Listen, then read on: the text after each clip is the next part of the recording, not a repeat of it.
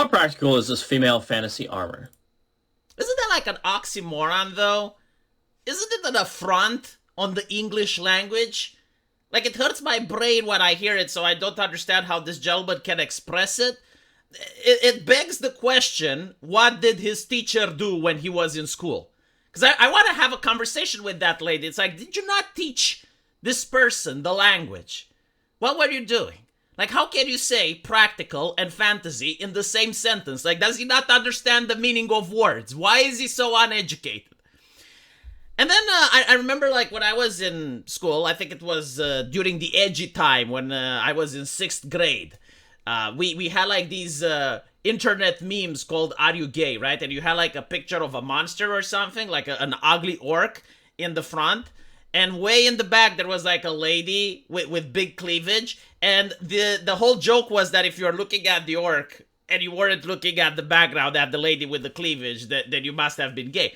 Nothing wrong with being gay, though. But what I am saying is that this type of character might not be for you. You know, like, there are other characters for you. Like, you have Kratos, you have Leon from Resident Evil. Like, there are other things in a capitalist society that market to your preferences. If this is not for you, you need to understand that it is for other people. So when you try to tinker with it, you upset other people for no reason. Like, why are you being so antagonistic is my question. Why can't you be tolerant? Like, if people leave your Kratos and your Nightcrawler alone, why can't you leave alone the things that we have? And by we, I want you to understand that since the 80s, America has produced female characters like this in various comic books, in various board games. They weren't popular just in the United States. No, they got popular around the world. Like, people from Japan, people from Germany, people from UK all enjoyed American entertainment. It was so popular that even people who were disgusted with geeks and they were like, oh my god, you guys, you know, in your mother's basement, oh, you're so smelly. You notice that what the geeks liked was very popular and successful, and you're like, we really hate what these geeks are doing, but god damn it, it's so, like, they're printing money. They're like money printers. We need to take their IPs. So they took out IPs, and now they're doing this. And what are they doing, right? Like, they're complaining that the armor isn't practical. Notice how he's not complaining that the sword is also impractical. Notice how he isn't complaining that a woman with this physique, with almost no muscles on her, is very unlikely to be able to wield this weapon in combat. He's not complaining over the fact that she doesn't have a shield. Like, how is she going to form a shield wall? Like none of these things are being brought into consideration. And the reason is that, of course, the problem is the male gaze. The problem isn't the armor or that it's impractical or anything like that. You know, like, he is not asking, like, why is the sword glowing? Unironically, why is the sword glowing? Right? None of these questions seem to matter. Why does she have long hair as a soldier? Why is her hair dyed? Like, how is she dyeing her hair in a medieval society? In fact, why is a woman in the front line to begin with? How is she going to form a shield wall against an army of people that look like Kratos?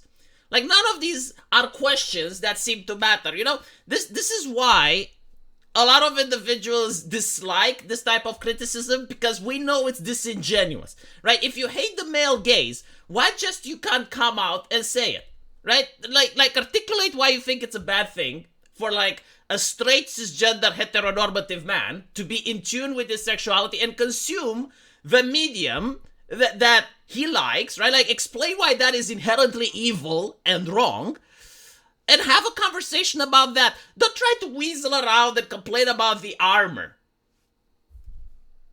What are we doing here? You see the problem, I see the problem.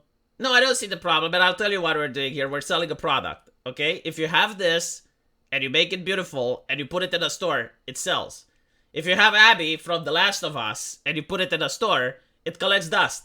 It's not rocket science, okay? Like, I know that you wish the market was different, but it's not. The market should change us. We can't change the market, but the market should be able to change us. The same armor. And on top of there being no protection at all, there's also high heels. So 0 out of 10. Yeah, she oozes femininity, by the way. If this lady walks into a bar and looks at you with disdain, you can't even make eye contact. You can't even spark a conversation with her. I can have a conversation with Abby just fine, but like this lady, again, oozes feminine energy. This looks nice. I like it. I love the black and the color of the trim. But waist to thighs does need some protection. And once again, there's also high heels. 5 out of 10. Finally, some armor with no heels. This is actually a weird case where the armor isn't sexualized, but it's still crop top armor. Do you know that there is penis armor that they used to have? Of course they don't. They don't really study any type of history. Like, if you are going with, like, this whole fantasy should be practical type of approach, which, by the way, you know, like, there are certain things like Game of Thrones or other fantasy elements that try to stay more accurate to history. Like, there's nothing wrong about that. But again, notice how he isn't complaining about the weapon, right? Like, the weapon is incredibly impractical. Why is it so clunky? Why is it so large? How is this petite lady supposed to wield something like this? Right? But like, this is the fantasy genre, is the fantasy element. And again, it's interesting that the weapon gets no criticism whatsoever. Just none. I mean, maintaining the thing looks like a nightmare. But again, it's fantasy, so it doesn't matter. That chest plate needs to cover more of the torso. But even so, I think it's an 8 out of 10. Ugh, that can't be comfortable. The cold metal just right up against your skin, and on top of it, there's spikes everywhere. Once again, we're... It's not supposed to be comfortable. It's supposed to look intimidating in a comic book, okay? Like, this is not a real woman. She doesn't have actual physics. She doesn't actually move. It's a drawing. It's fiction. bringing back the heels, and every vital organ is exposed. 0 out of 10. This is beautiful fantasy armor. I love it. Not only does it look cool, but it's also functional. And that dragon shoulder just looks amazing. Assuming she has a helmet, this is a 10 out of 10. I love the fact that in order for it to be a 10 out of 10, you gotta put the hijab as well. Just cover her up. Just cover her up head to toe. And then it's fine. And by the way, the armor isn't practical at all. Like, you're supposed to fight in a formation. Imagine, like, having a formation with other people that have these spikes. Yeah, it's not very comfortable when the people around you are poking you to death with their metal. Right? So, no, it's actually... none of them are practical. Not a single piece of armor that you have shown me here is practical. In fact, if you want to go with practicality, it would be boring as hell. Because practicality means using what works, and what works usually looks the same, and it's bland. It's boring.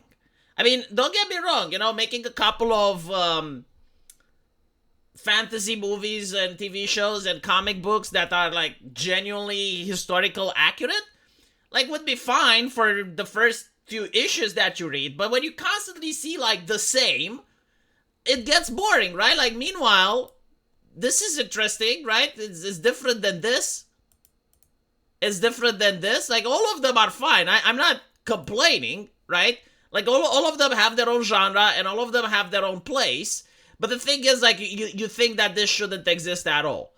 I don't think that this shouldn't exist. I think this is fine, right? It depends on the story. It depends on the setting. It depends on your targeted audience. Like, if I were to make a story for teenagers, right? So I make a story for someone that's 18 to maybe, like, 24.